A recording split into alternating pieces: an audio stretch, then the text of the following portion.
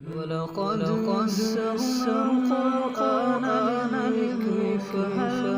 مِن مُّدَّكِرٍ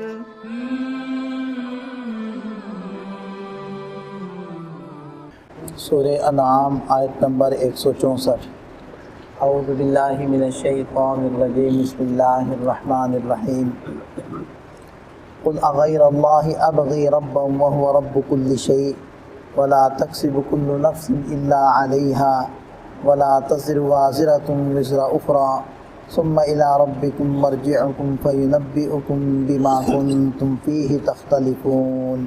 یہ سورہ انعام کی آخری آیات ہیں۔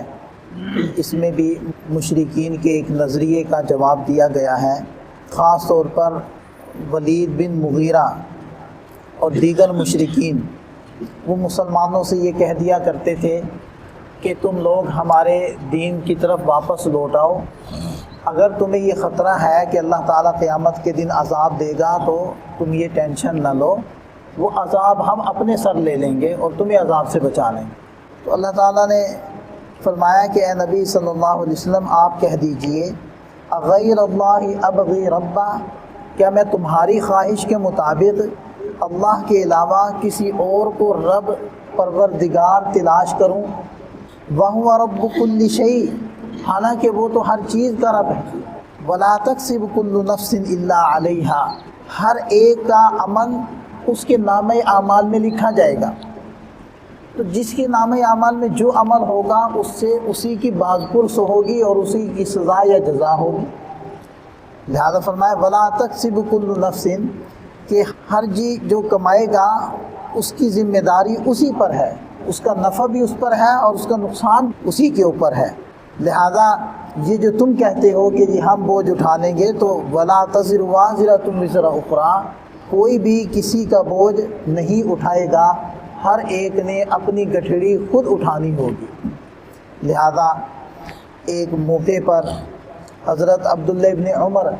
رضی اللہ عنہما وہ ایک جنازے کے ساتھ تھے، تو وہ جنازے کے جو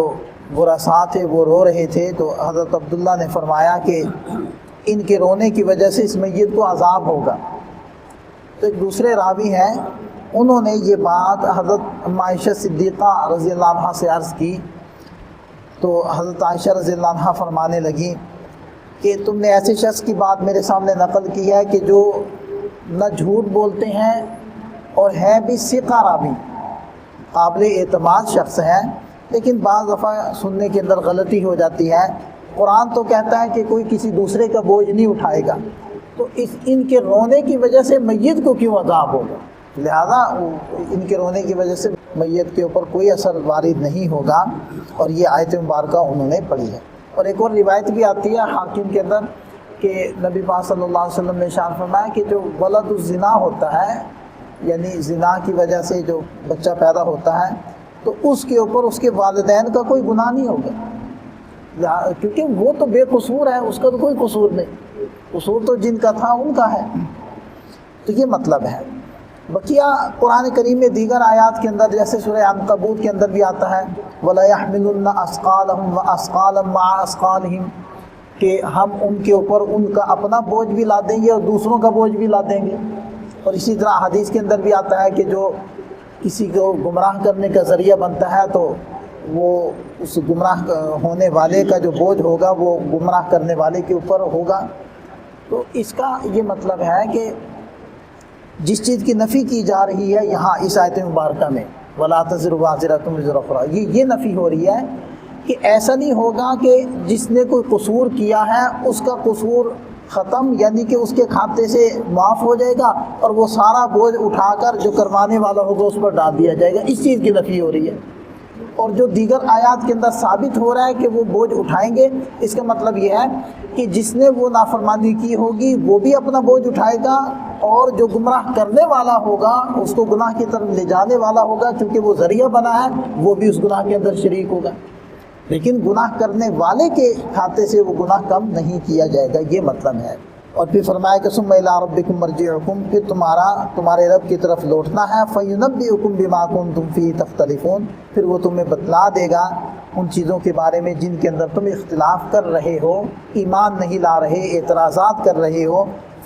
پھر تمہارا سارا معاملہ صاف ہو جائے گا۔ وَهُوَ الَّذِي جَعَلَكُمْ خَلَائِفَ الْأَرْضِ، اور اللہ وہ ذات ہے کہ جس نے تمہیں زمین میں خلیفہ بنا دیا۔ اس کے دونوں مفہوم ہیں۔ خلیفہ اللہ تعالیٰ نے حضرت آدم علیہ السلام کو اور انسان کو اپنا خلیفہ بنایا دنیا کے اندر، یہ بھی مراد ہو سکتی ہے، اور دوسری مراد یہ بھی ہو سکتی ہے کہ ہم میں سے جو شخص بھی ہے کہ جس زمین کے اندر یا جس مکان کے اندر بھی رہتا ہے، ان مکانوں میں، ان زمینوں پر، ان گلیوں میں سے کوئی اور ہم سے پہلے گزرا کرتا تھا، ان مکانوں میں کوئی اور رہتا تھا، ان دکانوں پر کوئی اور دکانداری کیا کرتا تھا، آج ہم ہیں، کل ہم نہیں ہوں گے بلکہ ہماری بجائے کوئی اور ہوں گے، تو یہ بھی خلیفہ کا مطلب ہوتا ہے۔ وہ الذی جعلکم خلائف الارض، اللہ وہ ذات ہے کہ جس نے تمہیں خلیفہ بنایا ہے زمین کے اندر، یعنی کہ ایک دوسرے کا نائب بنایا ہے، ایک دوسرے کا قائم مقام بنا دیا ہے۔ ورفع بعضکم فوق بعض درجات، اور تم میں سے ہر ایک کو ایک دوسرے پر مختلف درجات کے اندر فوقیت دی ہے، کسی کو علم زیادہ دیا،